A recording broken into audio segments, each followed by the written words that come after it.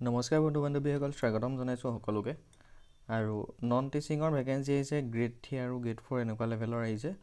তো ভেকেঞ্চিকেইটা আহিছে আপোনালোকৰ তেজপুৰ ইউনিভাৰ্চিটিৰ ফালৰ পৰা আহিছে। ইয়াতে কোৱালিফিকেশ্যন কিমান লাগিব, কেনেদৰে এপ্লাই কৰিব লাগিব, এপ্লিকেশ্যন ফিজ কিমান লাগিব, সকলোখিনি ডিটেইলছ জনাই দিয়া হ'ব। গতিকে ভিডিঅ'টো শেষলৈ চাব। তেজপুৰ ইউনিভাৰ্চিটিৰ ৰিক্ৰুইটমেণ্ট, নন টিচিং ৰিক্ৰুইটমেণ্ট 2024 23টা বিভিন্ন ধৰণৰ ভেকেঞ্চি পোষ্ট আহিছে আৰু লাষ্ট ডেট দিয়া আছে 15 মে'। তো যিখিনি কেণ্ডিডেটৰ ইয়াতে কোৱালিফিকেশ্যনখিনি মিলে তেওঁলোকে অনলাইন আৰু অফলাইন দুটা প্ৰচেছত এপ্লাই কৰিব লাগিব। তো কেনেকুৱা ধৰণে এপ্লাই কৰিব লাগিব আপোনালোকক দেখাই দিয়া হ'ব। তাৰ কাৰণে মই আপোনালোকক অফিচিয়েল যিটো এডভাৰটাইজমেণ্ট সেইটো খুলি দেখাইছোঁ। এইটো হৈছে অফিচিয়েল এডভাৰটাইজমেণ্টটো, ইয়াতে দেখা পাব তেজপুৰ ইউনিভাৰ্চিটি, অৰ্থাৎ তেজপুৰ ইউনিভাৰ্চিটিৰ ফালৰ পৰা আহিছে এইকেইটা ৰিক্ৰুইটমেণ্ট। আৰু এইকেইটা হৈছে ৰেগুলাৰ ৰিক্ৰুইটমেণ্ট এডভাৰটাইজমেণ্ট তথা ভেকেঞ্চি। আৰু ইয়াতে এডভাৰটাইজমেণ্ট নাম্বাৰটো আপোনালোকৰ লাগিব ফিল আপ কৰোঁতে। এডভাৰটাইজমেণ্ট নাম্বাৰটো দিয়া আছে 5/20/2024। লাষ্ট ডেট দিছে fill in application through online portal 15/5/2024 দিছে 15 মে' তাৰিখে। আৰু last date of submission of duly sign hard copy online application along with supporting documents এইটো দিছে 15 মে'। তো এই বস্তুটো আপোনালোকে প্ৰথমতে অনলাইন এপ্লাই কৰিব লাগিব, তাৰপিছত আকৌ অফলাইনৰ যিটো এড্ৰেছ দিছে তাতে 25 মে' অৰ্থাৎ 10 দিনৰ ভিতৰতে আপোনালোকে পঠাব লাগিব। আৰু ইয়াতে উল্লেখ কৰা আছে আপোনালোকৰ বাকীখিনি ডিটেইলছ, অনলাইন এপ্লাই কৰা লিংকৰ কথা উল্লেখ কৰিছে। পোষ্টবিলাকৰ নাম আৰু ডিটেইলছখিনি আপোনালোকক মই ইয়াতে দেখাই দিম। পোষ্টবিলাকৰ এনেকুৱা ধৰণৰ দিয়া আছে, কেইবাটাও বিভাগ আছে, 10টা বিভাগ দিয়া আছে। মাল্টিটাস্কিং ষ্টাফ, জুনিয়ৰ এছিষ্টেণ্ট এনেকুৱা আছে। প্ৰথম আপোনালোকৰ যিটো পোষ্ট হৈছে, প্ৰথম পোষ্টটোৰ নাম হৈছে ৰেজিষ্টাৰ এডমিনিষ্ট্ৰেশ্যন গ্ৰুপ এ লেভেল 14।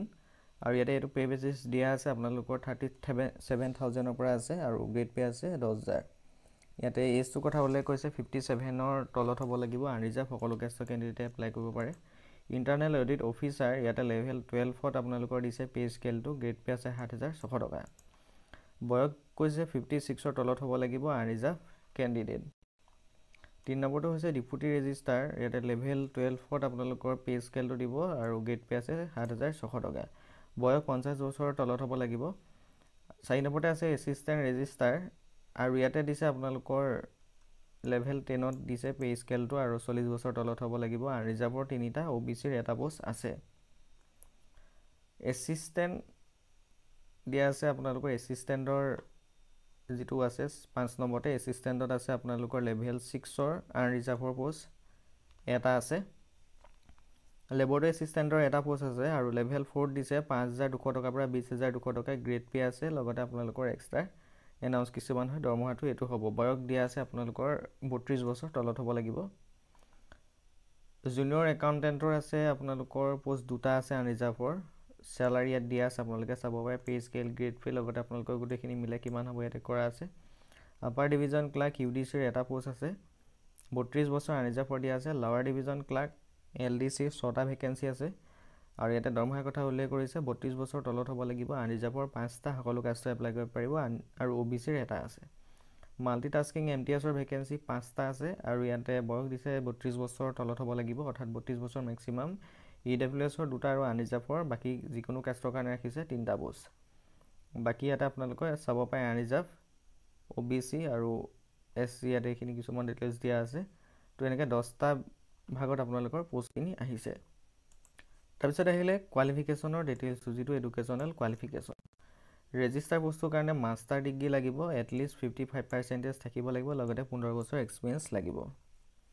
2 নম্বৰতে ইণ্টাৰনেল অডিট অফিচাৰৰ কাৰণে লাগিব, আপোনালোকৰ অডিট নাইবা একাউণ্ট ছাৰ্ভিচত আপোনালোকৰ কাম কৰা হ'ব লাগিব, লগতে এক্সপিৰিয়েঞ্চ লাগিব 5 বছৰ বা 3 বছৰৰ। ডেপুটি ৰেজিষ্টাৰৰ কাৰণে মাষ্টাৰ ডিগ্ৰী থাকিব লাগিব 55%, লগতে 5 ইয়াৰ্ছৰ। এছিষ্টেণ্ট ৰেজিষ্টাৰ বা এনেকুৱা পদত থকা আপোনালোকৰ এক্সপিৰিয়েঞ্চ চাৰ্টিফিকেট লাগিব। এছিষ্টেণ্ট ৰেজিষ্টাৰৰ কাৰণে মাষ্টাৰ ডিগ্ৰী লাগিব 50%, আৰু আপোনালোকৰ এইটো বস্তুত এক্সট্ৰাকৈ যিটো এক্সপিৰিয়েঞ্চ বুলি কয়, এক্সপিৰিয়েঞ্চটো বিচৰা নাই। যদি আপোনালোকৰ মাষ্টাৰ ডিগ্ৰী আছে 55%, তেতিয়াহ'লে এছিষ্টেণ্ট ৰেজিষ্টাৰ পোষ্টত এপ্লাই কৰিব পাৰিব। তো 5 নম্বৰতে আছে আপোনালোকৰ এছিষ্টেণ্ট, ইয়াতে ডিগ্ৰী বিচাৰিছে যিকোনো ষ্ট্ৰীমত, লগতে 3 বছৰৰ UDC পোষ্টত আপোনালোকে যিকোনো জেগাত কাম কৰা হ'ব লাগিব।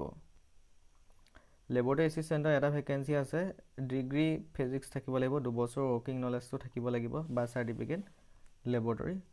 জুনিয়ৰ একাউণ্টেণ্টৰ কাৰণে আপোনালোকৰ ডিগ্ৰী বিচাৰিছে যিকোনো ষ্ট্ৰীমত, লগতে 2 বছৰ LDC কাম কৰা ক'ৰবাত আপোনালোকৰ যদি এক্সপিৰিয়েঞ্চ আছে চাৰ্টিফিকেট তেতিয়া পাৰিব।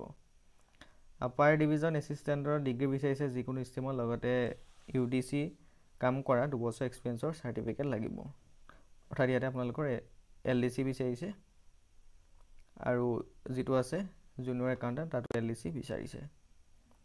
তাৰপিছত আহিলে লৱাৰ ডিভিজন ক্লাৰ্ক, ইয়াতে আপোনালোকৰ ডিগ্ৰী বিচাৰিছে যিকোনো ষ্ট্ৰীমত আৰু ইয়াতে আপোনালোকে টাইপিং কৰিব পাৰিব লাগিব। আৰু এতিয়া লৱাৰ ডিভিজনত আছে 6টা পোষ্ট। মাল্টিটাস্কিঙত আছে 5টা পোষ্ট, ইয়াতে মিনিমাম মেট্ৰিক পাছ বিচাৰিছে, লগতে ITI পাছ বিচাৰিছে। তেনে MTSৰ ভেকেঞ্চিটো মেট্ৰিক পাছ বিচাৰে, ইয়াতে আপোনালোকৰ প্লাছ ITIটো বিচাৰি দিছে, কিন্তু টেটৰ কথা উল্লেখ কৰা নাই। গতিকে যিসকলৰ মিনিমাম মেট্ৰিক পাছ আছে আৰু যিসকলৰ লগতে ITI পাছটো আছে, যিকোনো টেটত থাকিলে আপোনালোকে এই পোষ্টত এপ্লাই কৰিব পাৰিব। অৰ্থাৎ যিকোনো ITI টেট এটা হ'লেই আপোনালোকে মাল্টিটাস্কিং ষ্টাফৰ পোষ্টত এপ্লাই কৰিব পাৰিব। তাৰপিছতে আহিলে আপোনালোকৰ কিছুমান ইনষ্ট্ৰাকশ্যন ইয়াতে দিয়া আছে।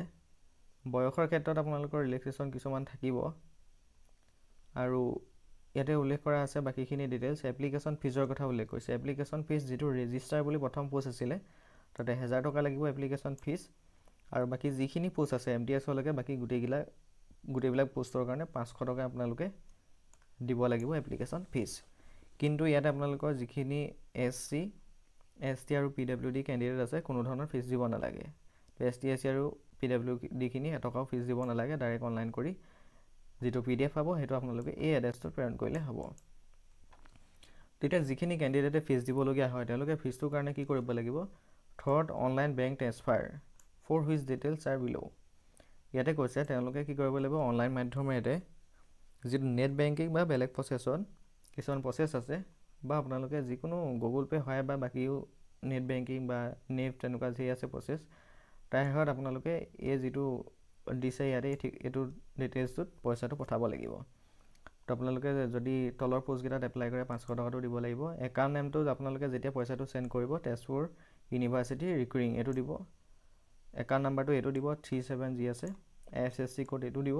তো এনেকুৱা ধৰণে আপোনালোকে যিটো পইচা পঠাব, পইচাটো পঠোৱাৰ প্ৰমাণ হিচাপে আপোনালোকে যিটো PDF কপি পাব সেই PDF কপিটো উলিয়াই ল'ব লাগিব। PDF কপিটো প্ৰিণ্ট কৰি পিনি উলিয়াব লাগিব। আৰু তাৰপিছতে আপোনালোকৰ যিটো অনলাইন এপ্লাই কৰিব, অনলাইন এপ্লাই কৰা যিটো ৰিচিপ্ট হয় সেই ৰিচিপ্টটো উলিয়াব লাগিব। অনলাইন এপ্লাই কৰা যিটো PDF কপি পায় লাষ্টত, লগতে যিটো আপোনালোকে পে'মেণ্ট কৰিলে যেনেকুৱা ধৰণে আপোনালোকে পে'মেণ্ট কৰিছে তাৰ যিটো PDF কপি সেইটো প্ৰিণ্ট কৰিব লাগিব 2টা। বাকী সকলোতে আপোনালোকে ছিগনেচাৰ কৰিব লাগিব, লগত কাষ্টৰ এমপ্লয়মেণ্ট এক্সচেঞ্জ আৰু আপোনালোকৰ যি আছে কোৱালিফিকেশ্যন ৰিলেটেড মাৰ্কশ্বিট চাৰ্টিফিকেট, তো এই সকলোখিনি আপোনালোকে এটা এড্ৰেছত পঠাব লাগিব। অৰ্থাৎ ডিউলি চাইন হাৰ্ড কপি কৈছে, আৰু যিটো এপ্লিকেশ্যন ফিজ হয় প্ৰুফ হয়, ইয়াতে কৈছে proof of submission of application fees. তাৰপিছত আপোনালোকে ঠিকনাটো প্ৰেৰণ কৰিব লাগিব, the register Tezpur university Tezpur 784028 Assam. এই গোটেই ঠিকনাটো লিখি পিনি আপোনালোকে প্ৰেৰণ কৰিব লাগিব, আৰু যিটো পোষ্টত এপ্লাই কৰে তাতে লিখি দিব application for the post of. তেনেকুৱালৈকে আপোনালোকে পোষ্টৰ নাম উল্লেখ কৰিব লাগিব বা পঠাই দিব লাগিব। যদি এপ্লিকেশ্যন ফিজ নিদিয়ে বা লগত যিটো এপ্লিকেশ্যন ফিজ আপোনালোকৰ PDFটোৰ লগত গাঁঠি নিদিয়ে তেতিয়াহ'লে আপোনালোকৰ ফৰ্মখন ৰিজেক্ট হৈ যাব। গতিকে আপোনালোকে ফাৰ্ষ্টত অনলাইন এপ্লাই কৰিব লাগিব, আৰু অনলাইন এপ্লাই কৰাৰ পিছতে তাৰ যিটো PDF কপি পাব, লগতে যিটো পইচা পঠায় সেই পইচা পঠোৱাৰ যিটো PDF কপি অনলাইনত আপোনালোকে যেনেকৈ চেণ্ড কৰে এটা PDF কপি পায় পে'মেণ্ট কৰাৰ পিছত, সেই কপিটো আপোনালোকে জইন কৰি পিনি সেই ঠিকনাটোত পঠাব লাগিব। তো এইখিনি আছিলে ডিটেইলছখিনি। কিবা সুধিবলৈ থাকিলে কমেণ্ট কৰিব পাৰে, আৰু যদি কোনোবা কেণ্ডিডেটে আমাৰ যদি এপ্লাই কৰিব বিচাৰে তেতিয়াহ'লে ডিছক্ৰিপশ্যনৰ হোৱাটছআপ নাম্বাৰ দি আছে তাতে মেছেজ কৰিব পাৰে। তো এতিয়ালৈ ইমানেই, ধন্যবাদ।